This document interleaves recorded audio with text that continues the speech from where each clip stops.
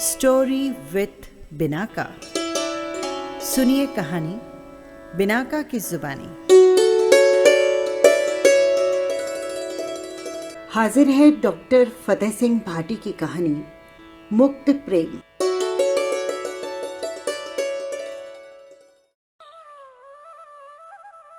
क्षिप्रा नदी के जल का प्रवाह न जाने कितनी ही सदियों से उपकृत करता आ रहा है इस उज्जैन को। कभी उज्जैनी, कभी उज्जैन, तो कभी कुछ और नाम। कई संस्कृतियां बनी और बिगड़ी, कई सम्राट आए और गए, पर अपने तट पर ऐसा विचित्र दृश्य वो जल भी पहली बार देख रहा था। दोपहर की प्रचंड गर्मी और लू से मानो तो क्या पेड़ पौधे भी सूख जाते हैं। ऐसे में केवल अधोवस्त्र पहने पसीने से भीगा मानव क्षिप्रा के तट पर अपनी प्यास बुझाने आया और देखते ही देखते शमशान पहुंचकर चिता में जल रही देह पर पिंड यानी लाश को जलाने से पूर्व फेंके गए आटे के लोए सेक कर खाने लगा। क्षिप्रा को विश्वास नहीं हो रहा था। वो हतप्रभ रह गई, गौर से देखने लगी। पहचान तो गई पर स्वीकार नहीं कर पा रही थी। नहीं, ये उज्जैन के महाराज भर्तृहरि नहीं हो सकते। उज्जैन के जन जन के हृदय में, रोम रोम में बसने वाले जनप्रिय महाराज, जिनकी छवि वर्षों तक इस जल ने देखी है, वो कैसे विस्मृत हो जाती, सत्य को कब तक झुठलाती। आखिर उसने न सिर्फ पहचान लिया वरन स्वीकार किया कि जो छवि उस जल में प्रकट हो रही है वो उज्जैन के पूर्व महाराजा भर्तृहरि ही हैं, जिनके लिए अब क्षिप्रा के किनारे बसा ये शमशान ही राजप्रासाद था। काल की गति को विधाता के अलावा कौन जान पाया है।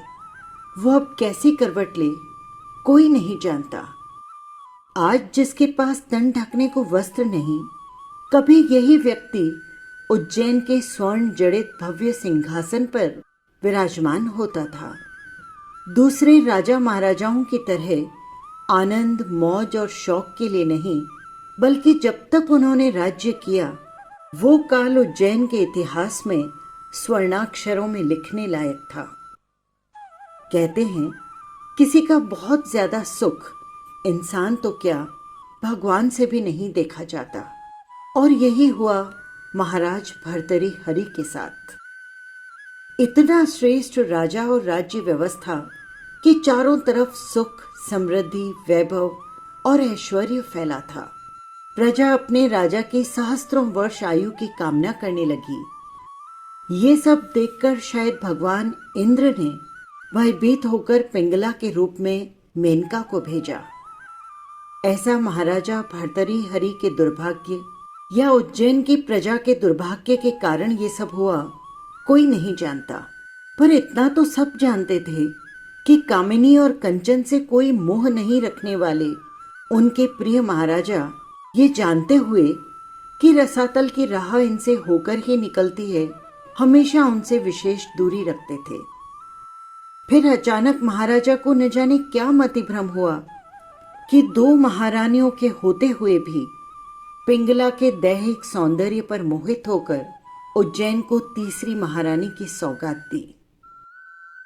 तीसरी रानी को जिसने भी देखा स्व विस्मृत होकर देखता ही रह गया। अप्रतिम सौंदर्य की देवी, ऐसा लगे जैसे रक्तवर्णी पारदर्शी कांच की कोई प्रतिमा हो। उस पर जब श्याम वर्णी लंबी घुंघराली केश राशि बिखरती तो देखकर चेतन भी जड़वत हो जाता। समुद्र सी गहराई लिए ब्रह्मांड भी जिसके भीतर समा जाए, ऐसी चुंबकीय शक्ति रखने वाले दो नयनों ने कुछ ही दिनों में प्रजा के प्रिय महाराज को अपने आकर्षण में कैद कर लिया। महारानी पिंगला के मोहपाश में बंधे महाराजा उससे इतर राज्य, प्रजा किसी के बारे में भी नहीं सोच पाते। वर्ष 2 वर्ष का समय बीता तो कर्तव्य परायण महाराजा को कुछ सुध आने लगी और वे पुनः राज्य को समय देने लगे। उनके समय देते ही सुख समृद्धि से परिपूर्ण उज्जैन पुनः गिरिराज के शिखर तक पहुंचने लगा।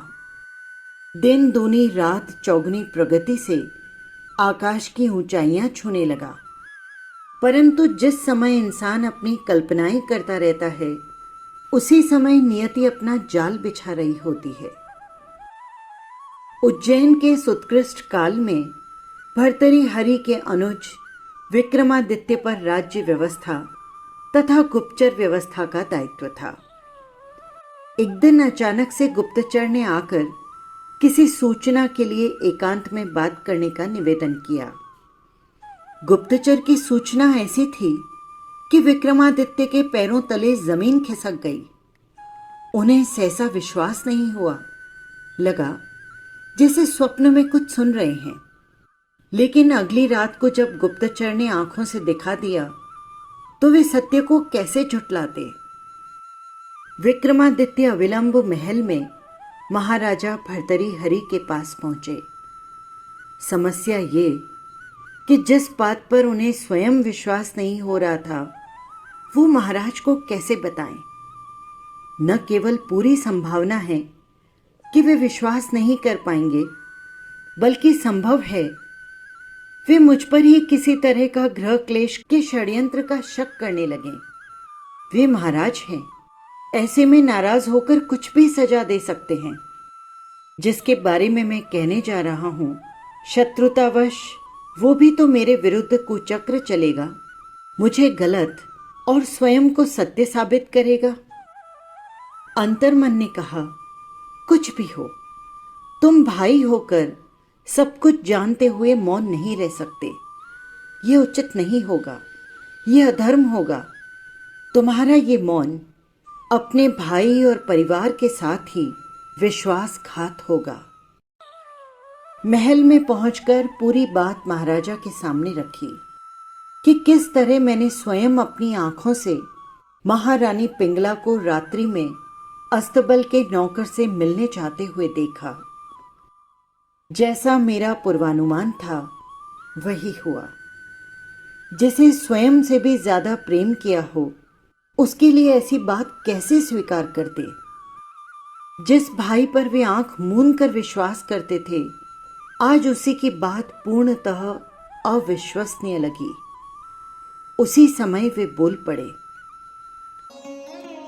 क्या तुम्हें पता है कि तुम अपनी मां समान भाभी और उज्जैन की महारानी पर आरोप लगा रहे हो। संपूर्ण भारतवर्ष में इस समय उज्जैन जैसा कोई राज्य नहीं, भर्तृहरि हरि जैसा सम्राट नहीं। उस सम्राट की ब्याहता ही नहीं, उसे अपने प्राणों से अधिक प्रेम करने वाली महारानी पिंगला का नाम उसी राज्य की अश्वशाला संभालने वाले अदने से चाकर के साथ संबद्ध करते हुए तुम्हें जरा सी लज्जा का एहसास नहीं हुआ। तुम्हारी जिह्वा नहीं लड़खड़ाई। लगता है गुप्तचर व्यवस्था संभालते हुए तुम शासन के षड्यंत्र सीख गए हो। इसी समय महल से बाहर चले जाओ। अच्छा होगा कि भरे दरबार में महाराजा भर्तृहरि हरि को तुम्हें देश से निष्कासन का आदेश देना पड़े, उससे पहले उज्जैन छोड़कर चले जाओ। अग्रज भ्राता के शब्द बाणों की चुभन से या उज्जैन के महाराजा के मौखिक आदेश से विक्रमादित्य रात्रि में सो नहीं पाए। विचार मग्न होकर रात भर करवटें बदलते रहे। चिंता इस बात की नहीं कि उन्हें देश छोड़ना पड़ेगा, चिंता ये कि भ्राता भर्तृहरि हरि का क्या होगा, उज्जैन का क्या होगा। जो पिंगला आज विश्वासघात कर रही है, उसे जब इस निर्णय का पता लगेगा तब न जाने वो और क्या क्या करेगी। शत्रु तो ताक में बैठे रहते हैं, उन्हें जानकारी मिलते ही न जाने क्या षड्यंत्र रचेंगे। ऐसे बुरे समय में अनुज भी साथ नहीं। कैसी विचित्र स्थिति हो जाएगी महाराजा की। पर मुझे तो उज्जैन छोड़ना ही पड़ेगा, ये राजाज्ञा है। ऐसे में वो विमर्श भी करे तो किससे करे। जिससे करना चाहिए उसी ने तो आदेश दिया है। किसी और से करूं भी तो कारण पूछेगा। अपनी ही भाभी की कहानी किसी के सामने कैसे कह दूं। इसी वैचारिक जंजाल में रात्रि भर उलझते रहे, गोते खाते रहे, प्रभात में अपने महल से बाहर भी न निकले। दिवस भी निकल गया और रात्रि का अंधेरा फिर गहराने लगा जैसे ये घना अंधेरा उनके भीतर घुसता जा रहा है। उनका अंग अंग, प्रत्येक कोशिका अंधेरे से भर गई। अब प्रकाश की कोई किरण दिखाई ही नहीं देती। उन्हें नहीं लगता कि जीवन में कभी उजाला देख पाएंगे। ये क्या? ये अंधेरा विस्तार लेता जा रहा है। महाराजा भर्तरी हरि के महलों की तरफ बढ़ता जा रहा है। देखते ही देखते महलों ही नहीं, पूरे उज्जैन को अपने आगोश में ले लिया। सेविका ने भोजन के लिए आग्रह किया तो अपने विचारों से बाहर निकले। ऐसे में भूख किसे लगती है? पर सेवकों को कोई संदेह न हो, इस चिंता में 2-4 ग्रास लेकर औपचारिकता पूरी की और पुनः अपने महल में आ गए। भविष्य में क्या होगा ये तो ईश्वर जाने, पर आज का सत्य यही है कि कुछ भी हो, कैसे भी हो, मुझे उज्जैन छोड़ना ही होगा। मेरे पास और कोई विकल्प भी तो नहीं। अगले 1-2 दिन में ही उज्जैन को अंतिम प्रणाम करने की सोच रहे थे कि 2 दिन की थकावट ने उपकार किया। निद्रा ने अपने पान पसार लिए। अनेक बार सत्य बहुत कष्टदायक होता है, पर जब हम उसे समझकर स्वीकार कर लेते हैं और पार पाने की राह ढूंढ लेते हैं तो पीड़ा का अनुभव कम हो जाता है। अनुज अंतिम निर्णय तक पहुंच चुका था, इसीलिए विभत्स सत्य जानते हुए भी उन्हें निंद्रा आ गई। पर अग्रज अब भी संशय की स्थिति में था, इसलिए पलकें बंद होने का नाम भी नहीं ले रही थी। महलों में सभी रानियों के पास संदेश भिजवा दिया गया कि आवश्यक कार्यवश महाराज आज रात्रि महलों में नहीं आ पाएंगे। रात्रि के अंधेरे में सत्य जानने के लिए महाराजा किसी को भी सूचित किए बिना अकेले ही निकल पड़े। भेष बदलकर काली चद्दर ओढ़े, नजरें गड़ाए, नियत स्थान के आसपास परिभ्रमण करते रहे।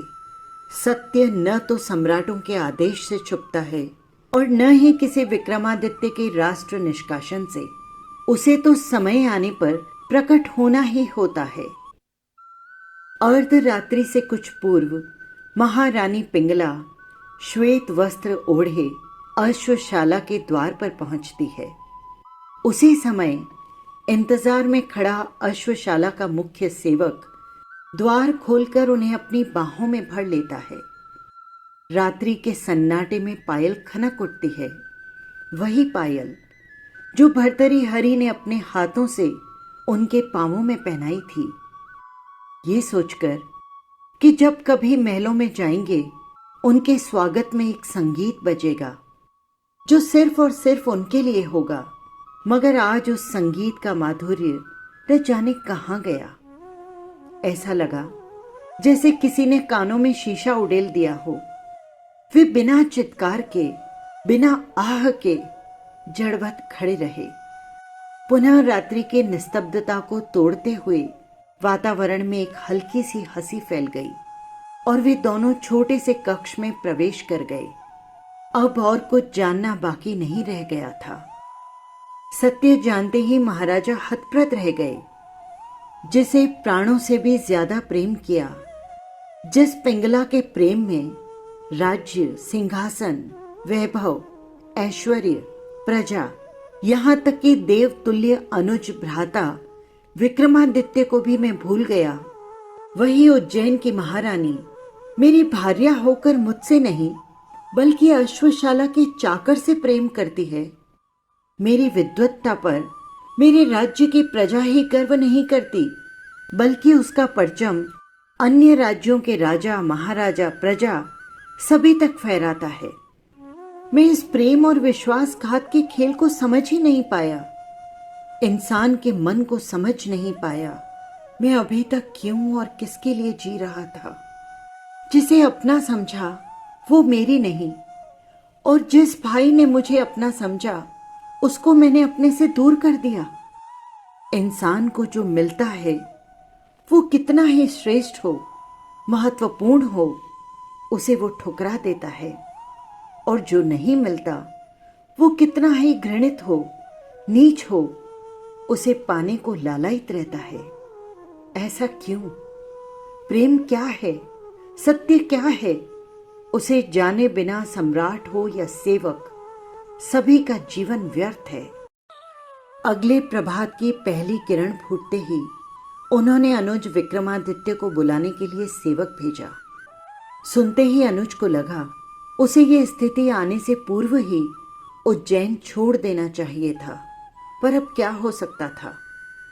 एक बार तो महलों में पहुंचना ही था, वापस पहुंचते ही तुरंत प्रस्थान कर जाऊंगा, ये सोचकर राजप्रासाद की तरफ चल दिए। भाग्य के खेल भी कितने निराले होते हैं। कुछ दिन पहले सीमा पार जाने का आदेश जिस महाराजा भर्तृहरि ने दिया था, आज वे ही विक्रमादित्य को बुलाकर उज्जैन के सिंहासन पर बैठने का आग्रह कर रहे हैं। बड़े होकर भी हाथ जोड़कर अनुनय विनय कर रहे हैं और स्वयं राज्य छोड़कर जाने का कह रहे हैं। विक्रमादित्य को समझते देर नहीं लगी कि महाराज उस राज्य का सत्य स्वयं के चक्षुओं से देख चुके हैं, परंतु वे इतना बड़ा निर्णय कर लेंगे ऐसा न तो उन्होंने सोचा और न ही इसके लिए वे तैयार थे। भर्तृहरि इतना अच्छा शासन चला रहे थे कि उसने कभी किसी महत्वपूर्ण जिम्मेदारी का सोचा भी नहीं। फिर ये तो पूरे उज्जैन का राज, और वो भी अकेले, उनकी अनुपस्थिति में। हाथ जोड़कर बोले, भ्राता, ये मुझसे नहीं हो पाएगा। आपके न रहते हुए मैं ये सब कैसे कर पाऊंगा? मेरे लिए असंभव है। लेकिन भर्तृहरि का निर्णय अडिग था। सूर्य उष्णता के स्थान पर शीतलता देनी प्रारंभ करे तो भर्तृहरि अपने निर्णय को बदले। अंततः विक्रमादित्य को उज्जैन का महाराजा बनने को सहमत होना पड़ा और भर्तृहरि कमंडल लेकर चल पड़े अरावली की पहाड़ियों की तरफ। विक्रमादित्य के राज तिलक के पश्चात महारानी पिंगला पूरी कहानी समझ चुकी थी। इस बारे में उन्होंने किसी से कुछ नहीं कहा, पर स्वयं ने तय कर लिया कि महलों में न रहकर उस चाकर के साथ जहां वो ले जाएगा वहीं जाएंगी। और ये समाचार उन्होंने उज्जैन के नए महाराजा विक्रमादित्य तक अपनी विश्वास पात्र सेविका द्वारा पहुंचाया। विक्रमादित्य के पास दो ही विकल्प थे। पहला ये कि सदियों से चले आ रहे राजप्रासादों में होने वाले षड्यंत्रों से महलों की बात महलों तक ही रख लेते और प्रजा कभी जान भी नहीं पाती कि पिंगला को क्या हुआ और कैसे हुआ। बस वर्षों बाद पता लगता कि महारानी पिंगला नहीं रही। दूसरा विकल्प था नैसर्गिक न्याय, व्यक्ति की स्वतंत्रता। वे जानते थे दूसरा विकल्प चुनने पर लोग उनकी वीरता और साहस पर उंगली उठाएंगे, उसे कायर कहेंगे, पर वे किसी के साथ अन्याय नहीं करेंगे। समय आने पर अपनी वीरता और साहस का भी परिचय दे देंगे, पर एक स्त्री पर अन्याय अत्याचार करके स्वयं को वीर साबित नहीं करेंगे। उन्होंने पिंगला को स्वतंत्र कर दिया। अब वे महलों के नियम और रीति रिवाजों से मुक्त थी, स्वेच्छा से जहां चाहे जाने के लिए। वो राजप्रासादों से तो स्वतंत्र हो गई, पर इंसान के सोचने से क्या होता है? उसे कहाँ रहना है, कैसे रहना है, किसके साथ रहना है, ये सब वही कर लेगा तो विधाता क्या करेगा? बाहरी नियति, जिस पिंगला ने अपने सौंदर्य से उज्जैन के सम्राट को दास बना रखा था, जिसके अप्रतिम सौंदर्य को देख ले तो देवता भी उसे पाने को लालायित हो जाए, वही महारानी अपना यौवन से भरपूर दैहिक सौंदर्य ही नहीं, अपितु धन, वैभव, ऐश्वर्य सहित मन भी उस पर न्यौछावर करने को आतुर है। अपने ही अदने से चाकर से कर जोड़कर, पांव पकड़कर और भी न जाने किन किन यत्नों से रिझाकर उससे प्रणय निवेदन कर रही है, पर वो चाकर इनकार कर रहा है, उसे पिंगला में, उसके धन में, वैभव में, ऐश्वर्य में कोई रुचि नहीं। वो तो एक वेश्या के प्रेम पाश में ऐसा बंधा कि उसके जीवन का साध्य ही वो वेश्या बन गई। उसे लगता उसके बिना तो जीवन ही अधूरा है। संभव हो तो वो ऐसी सैकड़ों पिंगला वार दे उस वेश्या पर। इसके जीवन का उद्देश्य ही वो वेश्या बनकर रह गई। वो न मिले या जिस दिन इनकार कर देगी उस दिन मृत्यु का आलिंगन करना ही श्रेयस्कर है। अंततः सारे यत्नों के पश्चात भी महारानी के एक इशारे पर उसके चरणों में लेटने वाले चाकर ने उनसे विवाह से इनकार कर दिया। अब वे कहाँ जाती? एक द्वार बंद कर आई, दूसरा द्वार बंद हो गया। विक्रमादित्य कोई सामान्य इंसान नहीं था। जितना पिंगला ने कल्पना में भी नहीं सोचा, उससे कहीं विशाल हृदय वाला। उन्हें पता लगते ही ससम्मान पुनः अपने उसी महल में पिंगला को स्थान दिया गया। अब पिंगला भी पिंगला नहीं रही। माया का अनावरण हो चुका था। उस दिन अपने महल के भीतर आई तो वापस बाहर निकलते किसी ने नहीं देखा। उसकी पायल का संगीत किसी कान ने नहीं सुना। बस समय पर सेविका भोजन पहुंचा देती। इसके अलावा इतने बड़े संसार में पिंगला को किसी से कोई मतलब नहीं रह गया था। महाराजा भर्तरी हरि वर्षों की घोर तपस्या करके शमशान में लौटे हैं। अब वे लोगों के लिए महाराजा से महाराज हो गए हैं। अब राज की बारीकियां नहीं बल्कि जीवन के राज समझते हैं। कभी कभी कई दिनों तक शमशान में कोई देह जलने को नहीं आती और भोजन के लिए पिंड भी नहीं मिलता, तब भिक्षा मांगने जाते हैं। अब उस योगी के लिए कुटिया और राजमहल में कोई अंतर नहीं। अपने पराये का कोई भेद नहीं रहा। ऐसे में एक दिन भोजन के लिए राजमहल में आवाज लगाई, भिक्षाम देहि। कोई आता उससे पहले वायु ऊपरी मंजिल में पिंगला के महल तक ध्वनि तरंगे ले पहुंची। उसके कानों को एक पल भी नहीं लगा पहचानते हुए। भला उस आवाज को वो कैसे नहीं पहचानती, जिसे सुनने के लिए वर्षों से इंतजार कर रही थी। इसी आस में तो जी रही थी कि वो कितने भी निकृष्ट हैं, पर वे एक दिन आकर उसे अवश्य आवाज देंगे। तब वो देह, मन, प्राण सब कुछ उनके चरणों में अर्पित कर देगी और फिर वे गले लगाकर उसे क्षमा कर देंगे। तब अंतिम मुक्ति होगी।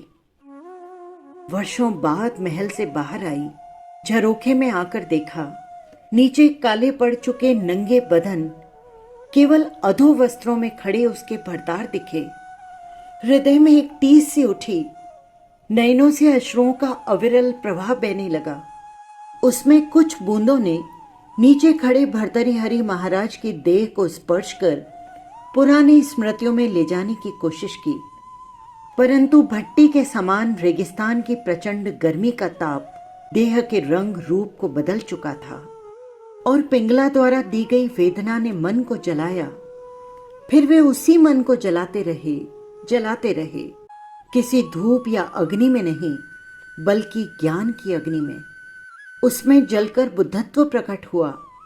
एक नए इंसान ने जन्म लिया जिसमें अब वितृष्णा, घृणा, द्वेष कुछ भी नहीं बचा था।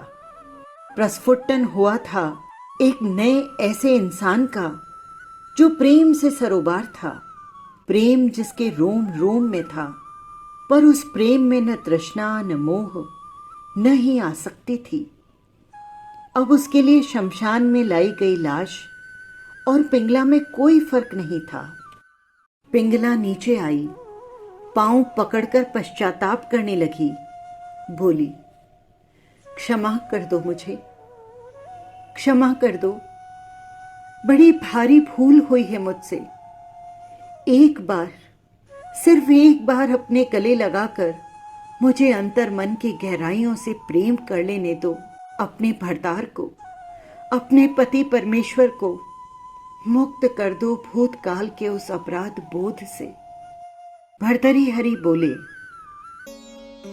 मैंने तो सभी को, पूरे विश्व को क्षमा कर दिया। मुझ में तो अब प्रेम के सिवाय कुछ बचा ही नहीं माते। क्षमा करें महाराज, क्षमा करें। आप बार बार मुझे माते क्यों कहे जा रहे हैं? मैं पूरे विश्व से अलग हूं।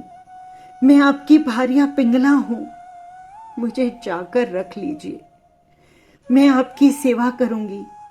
अपना रूप, अपना सौंदर्य, यौवन, तन मन धन संपदा सब कुछ आप पर न्यौछावर कर दूंगी। पर मुझे अपने से दूर मत कीजिए। मुझे अपने से दूर मत कीजिए। इतने में दासी भोजन लेकर आई। भर्तरी हरि ने भिक्षा ली और चल दिए। भूतकाल की स्मृतियां, उन महलों का वैभव, पिंगला का दैहिक सौंदर्य, कोई भी नहीं रोक पाया माया और मोह के बंधन से मुक्त उस प्रेम को।